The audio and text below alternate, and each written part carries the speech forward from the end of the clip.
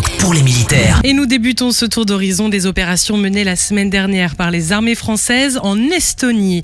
Les soldats français ont conduit une séquence d'entraînement dédiée au combat en zone urbaine aux côtés de leurs partenaires alliés. À cette occasion, un nouveau système de communication de type Strategic Voice Bridge a été mis en œuvre, permettant d'améliorer l'interopérabilité entre les forces françaises et leurs alliés. Toujours en Estonie, le service de santé des armées participe à l'exercice de médecine militaire Vigorous Warrior 2026, aux côtés de 2500 soignants militaires issus de 31 nations alliées et partenaires. 40 personnels français s'entraînent à la prise en charge des blessés dans un contexte d'engagement majeur dit de haute intensité.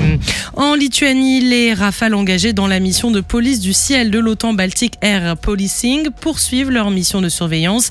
Les équipages français ont démontré leur réactivité en interceptant plusieurs aéronefs russes évoluant sans plan de vol à proximité de l'espace aérien balte. Ces avions ont ainsi été identifiés et escortés.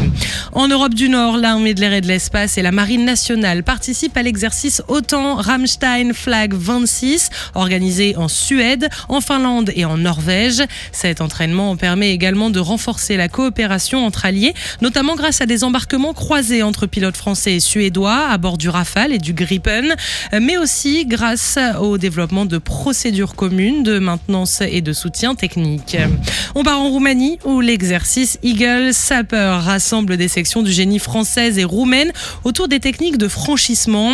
Les militaires engagés se sont notamment entraînés au franchissement d'un pont flottant motorisé, mais aussi à différentes séquences de tir et de mise en œuvre d'explosifs. Au Proche et Moyen-Orient, les armées françaises maintiennent un dispositif défensif réactif et adapté à l'évolution de la situation régionale. Dans la région, le dispositif de défense solaire français a récemment été sollicité. Un détachement équipé du système Mistral a neutralisé un drone iranien en survol d'un territoire allié, démontrant la réactivité des moyens français déployés au profit de la protection de leurs partenaires. On part en mer d'Arabie. Les armées françaises poursuivent leur engagement en faveur de la sécurité maritime.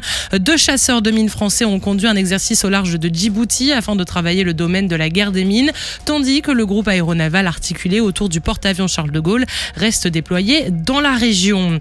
Toujours en mer, dans le golfe d'Aden, une frégate française intégrée à l'opération européenne Aspides a également escorté un navire civil et participe à la sécurisation des routes maritimes et à la préservation de la liberté de navigation. Dans le ciel irakien, les Rafales engagés dans l'opération Chamal ont réalisé 21 sorties opérationnelles pour près de 80 heures de vol cette semaine. Et un A400M Atlas déployé sur zone a également participé à un exercice d'évacuation de ressortissants et de posée d'assaut permettant d'entraîner les équipages et les équipes spécialisées dans l'accompagnement aérien de personnel civil.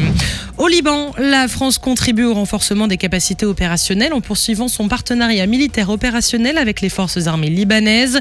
Plusieurs formations sont actuellement conduites dans les domaines de l'infanterie, du pilotage de drones et de la mise en œuvre des véhicules de l'avant blindé.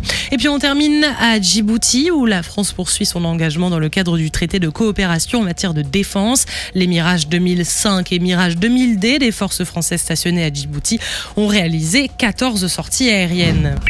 Sur terre, sur mer, comme dans les airs. Skyrock PLM, en équipe avec Uneo, la mutuelle des forces armées.